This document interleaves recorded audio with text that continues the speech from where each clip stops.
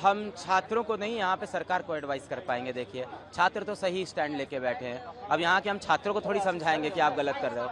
ये छात्र यहाँ भूखे बैठे हैं बहुत दिन से, कुछ छात्र हॉस्पिटल में बैठे हैं, यहाँ धूप हो रही है, यहाँ बारिश हो रही है, आप देख रहे हैं किस तरह से हालातों में यहाँ छात्र बैठा हुआ है।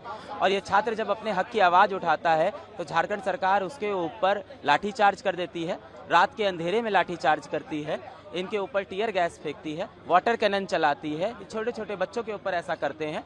ये बच्चे ही झारखंड का भविष्य हैं। रिस्पेक्टेड शिबू सोरेन ने इन्हीं का फ्यूचर सोचा था, झारखंड इन्हीं से बनना था। आज इन्हीं बच्चों को इग्नोर कैसे कर सकते हैं हम लोग? 3-3 साल से, 5-5 साल से, 6-6 साल से ये सरकारी एग्जाम की तैयारी करते हैं कि हम एग्जाम देंगे और फेयर एग्जाम होगा और रिजल्ट आएगा। पर रिजल्ट की जगह क्या आती हैं? खबरें आती हैं, पेपर लीक हो गया, माफिया बैठे थे, पेपर बिक गया, 400 लोग एक परिवार के सेलेक्ट हो गए, कोई टॉपर कहीं से आ गया। हर बार यही खबरें आ रही है। क्यों नहीं इसकी सीबीआई इंक्वायरी होती? ये बच्चे क्या डिमांड कर रहे हैं? कोई इस्तीफा तो डिमांड कर नहीं रहे हैं। ये बच्चे यही डिमांड कर रहे हैं कि हम सब जानते हैं यहाँ पे एक चोरी हुई है, यहाँ पे कुछ गलतियाँ हुई है, उनकी जांच हो जाए। जांच के लिए कह रहे हैं सीबीआई इंक्वायरी करा दो। सीबीआई इसलिए कह रहे हैं कि एक इंडिपेंडेंट इंक्वायरी होगी, इनको लग रहा है स्टेट की ना हो, एक नेशनल हो। ये कह रहे हैं सीबीआई ना हो तो एक इंडिपेंडेंट टीम बन जाए जिसके अंदर हाई कोर्ट के रिटायर्ड जजेस हो भाई, कम से कम एक इंडिपेंडेंट इंक्वायरी हो, जो लोग पकड़े जाएं उनको सजा दी जाए। और मेरी माने तो सजा तो फांसी की होनी चाहिए। इन बच्चों का आप पूरा का पूरा जिंदगी खराब करते हो। इस प्रोटेस्ट में ऐसे बहुत से बच्चे होंगे जिनकी एज लिमिट खत्म हो जाएगी। अब वो जीवन में ना जेएसएससी दे पाएंगे, ना जेपीएससी का एग्जाम दे पाएंगे। 5-5 साल उन्होंने इस एग्जाम को दिया, इसके बाद क्या भविष्य होगा? आपका छोटा भाई होता, 5 साल से एग्जाम की तैयारी कर रहा होता, घर की सारी चीज़ों को छोड़ के, घर की उम्मीद उसके ऊपर होती, हर साल उसके ऊपर पैसे लग रहे होते, हर साल वो आपको फ़ोन कर रहा होता कि भैया बहुत डर लग रहा है, पेपर के पहले क्या होगा क्या होगा। बाद में हर बार पेपर इस तरह से लीक हो जाए, भर्तियों में धांधली हो जाए, आपको कैसा लगेगा? 5 साल बाद आप कैसे उसको बोलोगे कि कोई बात नहीं बेटा, आगे बढ़ जाओ ज़िंदगी में? तो ये बच्चों का भविष्य है, झारखंड का भविष्य है, इसको सीरियसली लें। यहाँ पे आए, इन बच्चों से बातें करें, भाई क्या दिक्कत हो रही है? हाँ, क्या दिक्कत हो रही है? साहब को देखिए यहाँ ग्राउंड पे बैठे हुए हैं, साहब भी तो बड़े आदमी यहाँ के बैठे हैं, वो क्यों नहीं आ सकते हैं?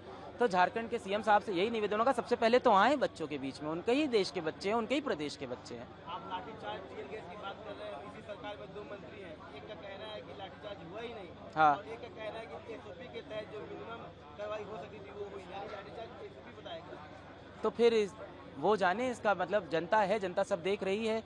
जिस जनता ने चुन को उनको भेजा है, यही जनता अगली बार ये सब भी देखेगी, ये सारे वीडियोस भी देखेगी, ये बातें भी सुनेगी उनकी कि जिस एसओपी से आपने छोटे बच्चों के ऊपर रात के अंधेरे में लाठी, और कह रहे हैं लाठीचार्ज नहीं हुआ है। तो वो जो वीडियो टहल रहे हैं वो कहाँ के हैं? एआई से बने हुए हैं, या 100 साल पुराने वीडियो हम लोग देख रहे हैं, या झारखंड के नहीं नेपाल के वीडियो हैं जो हम लोग देख रहे हैं रात के 11 बजे के। तो ये सब देखिए, अब झूठ बोल के कोई फ़ायदा नहीं होगा। अच्छाई इसी बात में है कि एक्सेप्ट कर लें कि ये बच्चे झारखंड के हैं।